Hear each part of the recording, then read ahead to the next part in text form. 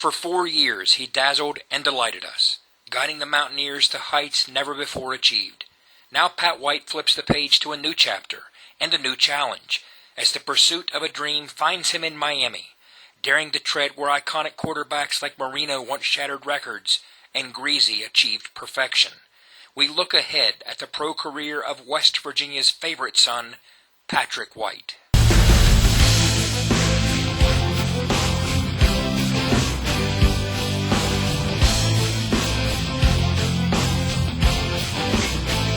And now, the Signal Caller. Tactical analysis from inside the game. Here is your host, Drenning.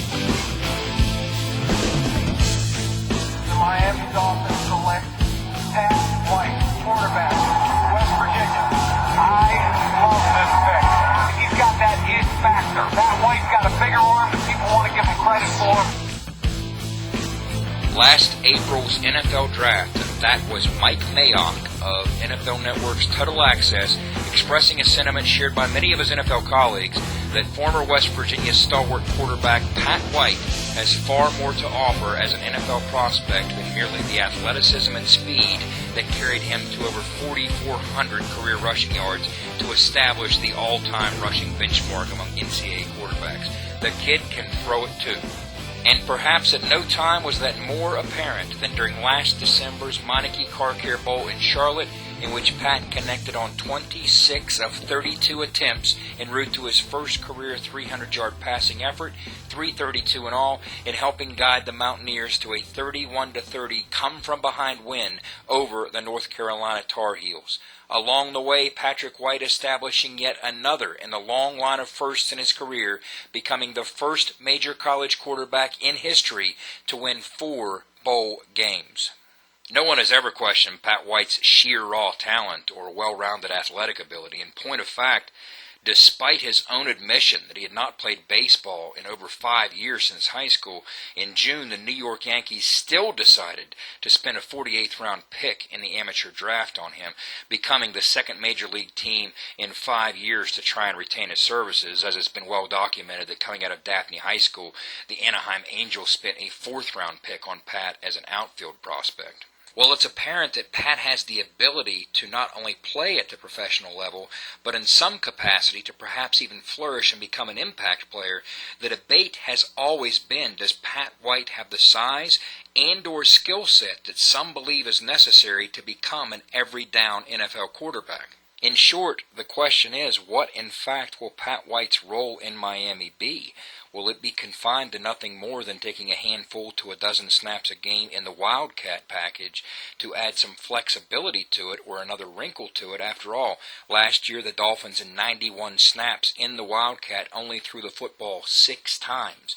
If you give the best defensive coordinators in the world an entire offseason to break that tape down and find ways to attack it, you better be coming back with another dimension to it. And a guy with Pat White's skill set obviously puts the Dolphins in position to do other things, i.e. putting the football in the air out of the Wildcat formation, thereby preventing defenses from dropping that extra safety in the box, which has been the favorite knee-jerk reaction across the league in trying to defend that Dolphin Wildcat. But again, the question is, will that be all that he's asked to do? Will he also be moved to the perimeter somewhat to get the ball in his hands, maybe get a couple snaps out of the slot, a couple gimmick plays at wideout? Will he in fact be part of a 2-point package?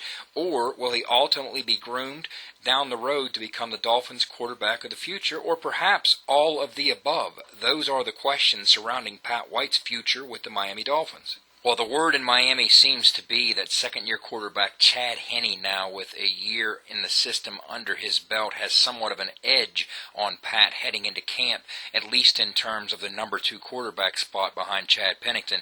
Rest assured that Bill Parcells, the Dolphins' vice president of football operations, has something in store.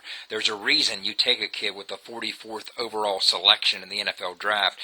And when Bill Parcells does something, there is a plan in place. There's invariably a method to his madness. So we know that Parcells and Dolphins head coach Tony Sparano do have a role in mind for Pat White. And as the season unfolds, we'll obviously get to watch that role develop. When it comes to being an NFL quarterback, Pat White doesn't come from central casting. He's not 6'5". He lacks a large frame. He didn't play in a pro-style offense. These are all things that would be a strike against any QB prospect. But the Miami Dolphins looked past that and saw the bigger picture. They saw that Pat White has talent, Pat White has intangibles, and that Pat White is a winner. When Bill Parcells grabbed Pat White in the second round, there's no doubt that he viewed the selection as the proverbial win-win. First, you win because you get a solid prospect with a unique set of talents that made him one of the most intriguing elements in the entire draft. And then you win again because White does not potentially land in New England to join the Patriots' endless reservoir of skill players and ultimately haunt you for the next decade. After all, Parcells' former colleague and current AFC East divisional nemesis, Pat's head man Bill Belichick, was openly interested in Pat White. Twice during the months leading up to the draft, New England flew the Mountaineer quarterback to Foxborough for private workouts.